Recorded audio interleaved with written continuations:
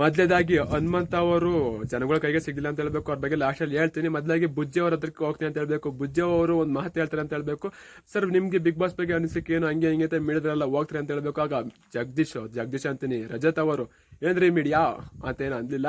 ಅವರು big boss ಅಲ್ಲಿ ಏನಪ್ಪಾ ಅಂತಾರೆ, ಹನುಮಂತ ಮುಂದೆ ಗಾಂಧೀಜಿ ಅವ್ರು ನಿಂತರು ಕೂಡ, ಕರ್ನಾಟಕದಲ್ಲಿ ಗಾಂಧೀಜಿ ಅವ್ರು ನಿಂತರು ಅಂದ್ರು ಕೂಡ ಹನುಮಂತ ಅವ್ರಿಗೆ ಗೆಲ್ಲೋದು. ಯಾಕಂತ ಅವ್ರಿಗಿರೋ ಒಳ್ಳೆತನ ಮತ್ತೆ ಅವ್ರ ಮೇಲೆ ಎಂಟರ್ಟೈನ್ಮೆಂಟ್ ಮಾಡೋಂಥ ಗುಣ, ಅವ್ರಿರೋ ಮುದ್ದತೆ ಹಾಕೊಂಡಾಗೆ ಹನುಮಂತ ಅವರೇ ಗೆಲ್ಲೋದು. ಅವ್ರ ಮುಂದೆ ಗಾಂಧೀಜಿ ಅವ್ರು ನಿಂತರು ಕೂಡ ಹನುಮಂತ ಅವರೇ ಗೆಲ್ಲೋದು ಸಹಾಯಕ್ಕಾಗಿರೋಂಥ ಮಾತನ್ನು ಕೊಟ್ಟರು ಅಂತ ಹೇಳ್ಬೇಕು. ಮತ್ತೆ ಇನ್ನೊಂದಂತರೂ ನಾವೆಲ್ಲ ಏಯ್ ಅಂತ ನುಗ್ಗಿದ್ರು ಕೂಡ ಹನುಮಂತನೇ ಗೆಲ್ಲೋದು. ಯಾಕಂದ್ರೆ ನಂಗೆ ಮೊದಲೇ ಕೂಡ ತಿಳಿದಿತ್ತು ಅಂತ ರಜತ್ ಅವರು ಬುಜ್ಜಿ ಅವರು ಹೇಳಿದ್ರು ಅಂತ ಹೇಳ್ತೀನಿ. ನಾನು ತ್ರಿವಿಕ್ರಮ್ ಅಣ್ಣ ವಿಚಾರಕ್ಕೆ ಹೋಯ್ತು ಅಂತಾರೆ. ತ್ರಿವಿಕ್ರಮ್ ಅವ್ರನ್ನ ಕೈಗೆ ಸಿಗ್ತಾ ಅಂತ ಹೇಳ್ಬೇಕು. ಅಂತ ಅಂದ್ರೆ ತ್ರಿವಿಕ್ರಮ್ ಅವರು ಫ್ಯಾನ್ಸ್ಗಳನ್ನ ತಪ್ಪಿಸ್ಕೊಂಡ್ ಬರೋದೇ ಆಯ್ತು ಅಂತ ಹೇಳ್ಬೇಕು. ಕಾರೊಳಗೆ ಇದ್ದಾರೆ ಗುರು, ಕಾರ್ ಬಿಟ್ಟು ಮೇಲೆ ಕೇಳಕ್ಕೆ ಬಿಡ್ತಾರ, ಮೇಲೆ ಏನೋ ಇರುತ್ತಲ್ಲ ಗುರು, ತೂತ, ನಂಗೆ ಅದ್ರ ಬಗ್ಗೆ ಸರಿಯಾಗಿ ಅಷ್ಟೊಂದು ಗೊತ್ತಿಲ್ಲ. ಆ ತೂತೊಳಗಿಂದ ಎದ್ದೊಳಕ್ಕೆ ಬಿಡ್ತಾರ ತ್ರಿವಿಕ್ರಮನ್ ಅಂತ ಹೇಳ್ಬೇಕು. ತ್ರಿವಿಕ್ರಮಣ್ಣನ ಅವ್ ಅಣ್ಣನ ಆ ಕಡೆಯಿಂದ ಒಬ್ಬ ಕೈ ಹೇಳಿದ್ರೆ, ಈ ಕಡೆಯಿಂದ ಒಬ್ಬ ಕೈ ಹೇಳಿದ್ರೆ, ಈ ಕಡೆಯಿಂದ ಒಬ್ಬ ಹೇಳಿದ್ರೆ, ಆ ಕಡೆಯಿಂದ ಒಬ್ಬ ಹೇಳಿದ್ರೆ, ಆ ರೀತಿ ಆಗ್ಬಿಟ್ಟಿತ್ತು ತ್ರಿವಿಕ್ರಮ ಅವ್ರ ಪರಿಸ್ಥಿತಿ ಅಂತ ಹೇಳ್ಬೇಕು. ಅವರು ಕೂಡ ಸಮಾಧಾನ ಮಾಡ್ಕೊಂಡು, ಎಲ್ಲರೂ ಕೂಡ ಶೇಕ್ ಹ್ಯಾಂಡ್ ಮಾಡ್ಕೊಂಡು, ಎಲ್ಲರೂ ಕೂಡ ಮಾತಾಡ್ಸ್ಕೊಂಡು, ಪ್ರತಿಯೊಬ್ಬ ಅಭಿಮಾನಿ ಕೂಡ ಮಾತಾಡ್ಸ್ಕೊಂಡು ತ್ರಿವಿಕ್ರಮ ಅವರು ಮುಂದೆ ಸಾಕ್ಷಿರೋರ ಪಯಣ ಅಂತ ಹೇಳ್ಬೇಕು. ಏನ್ ಹೇಳಿ, ತ್ರಿವಿಕ್ರಮ ಅವರು ಕೂಡ ಬಡವರ ಮಕ್ಕಳು ಅಂತ ಹೇಳ್ಬೇಕು. ಅಲ್ಲಿದ್ದಂಥ ಪ್ಲೇಯರ್ಸ್ಗಳು ಎಲ್ಲರೂ ಕೂಡ ಟಾಪ್ 3 ಇದ್ದಂತ ಇರಬೇಕು, ಟಾಪ್ 5 ಇದ್ದಂತ ಇರ್ಬೋದು, ಎಲ್ಲರೂ ಕೂಡ ಬಡವರು ಅಂತ ಹೇಳ್ಬೇಕು. ತುಂಬಾನೇ ಕಷ್ಟದಿಂದ ಬಂದಂತ ಪ್ಲೇಯರ್ಸ್ಗಳು, ಆಟಗಾರರು ಚೆನ್ನಾಗಿ ಆಟ ಆಡ್ರು ಅಂತ ಹೇಳ್ಬೇಕು. ಇನ್ನು ಹನುಮಂತ ಅವರ ಗುರು ಗೆದ್ದ ನಂತರ ಪುಣ್ಯಾತ್ಮ ಕೈಗೆ ಸಿಗಲ್ಲ ಅಂತ ಹೇಳ್ಬೇಕು. ಒಬ್ರು ಅಭಿಮಾನಿ ಕೈಗೂ ಸಿಗಲ್ಲ ಅಂತ ಹೇಳ್ಬೇಕು.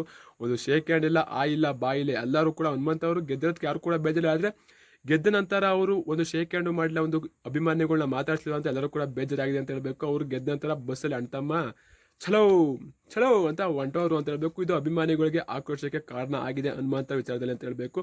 ಇದು ಹನುಮಂತ ಅವರ ಬಗ್ಗೆ ಅಂತ ಹೇಳ್ಬೇಕು. ಹನುಮಂತ ಅವ್ರ ಮುಂದೆ ಗಾಂಧೀಜಿ ನಿಂತರು ಗೆಲ್ತಾರೆ, ಅಲ್ಲ ಹನುಮಂತ ಅವರೇ ಗೆಲ್ತಾರೆ, ಯಾರೇ ನಿಂತರು ಗೆಲ್ತಾರೆ. ಏನ್ರೆ ಕಮೆಂಟ್ ಮಾಡಿ ಗುರು, ಇದ್ರ ಬಗ್ಗೆ ನಿಮ್ಮ ಅನಿಸಿಕೆ ಅಂತ ಕಮೆಂಟ್ ಮಾಡಿ. ಹನುಮಂತ ಅವರು ಬಿಗ್ ಬಾಸ್ 11 ವಿನ್ ಆಗಿರೋ ಬಗ್ಗೆ ನಿಮ್ಗೆ ಅನಿಸುತ್ತೆ ಅಂತ ಕಮೆಂಟ್ ಮಾಡಿ.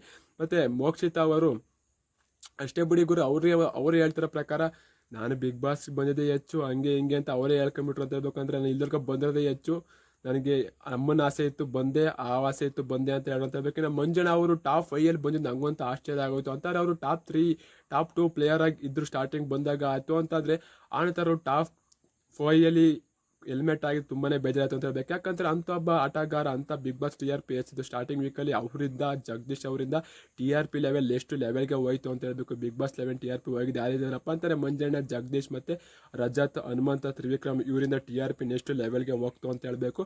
ಇದ್ರ ಬಗ್ಗೆ ನಿಮ್ಮ ಅನಿಸಿಕೆ ಅಂತ ಕಮೆಂಟ್ ಮಾಡಿ. ಮತ್ತೆ ನಿಮ್ಮ ಪ್ರಕಾರ ಬಿಗ್ ಬಾಸ್ ಈ ಸೀಸನ್ ಅಲ್ಲಿ ಬೆಸ್ಟ್ ಯಾರು ಆಟ ಆಡಿದ್ದಾರೆ ಅಂತಾರೆ ಬಿಗ್ ಬಾಸ್ ಈ ಸೀಸನಲ್ಲಿ, ಇವ್ರು ಇಲ್ದೇ ಇದ್ರೆ ಬಿಗ್ ಬಾಸ್ ಇತ್ತಲೇ ಈ ವರ್ಷ ಅಂತ ಯಾವ ಆಟಗಾರ, ಯಾವ ಪ್ಲೇಯರ್ ನಿಮ್ಮ ಪ್ರಕಾರ ಅನಿಸುತ್ತೆ ಅಂತ ಕಮೆಂಟ್ ಮಾಡಿ ಗುರು. ಸಿಗೋಣ ನೆಕ್ಸ್ಟ್ ವಿಡಿಯೋ. ತಡ ಬಾಯ್, ನಮಸ್ಕಾರ. ಸಿಗೋಣ ನೆಕ್ಸ್ಟ್ ವಿಡಿಯೋದಲ್ಲಿ, ಸ್ಪೋರ್ಟ್ಸ್ ವಿಡಿಯೋದಲ್ಲಿ ಸಿಗ್ತೀನಿ. ಜೈ RCB, ಜೈ ಬಿಗ್ ಬಾಸ್. ಮುಂದಿನ ಸಲ ಯಾರು ಕಪ್ ಮಾಡ್ತಾರೆ ನೋಡೋಣ, ಮತ್ತೆ ಯಾರು ಹೋಸ್ಟ್ ಮಾಡ್ತಾರೆ ಬಿಗ್ ಬಾಸ್ ಅಂತ ನೋಡೋಣ. See you soan.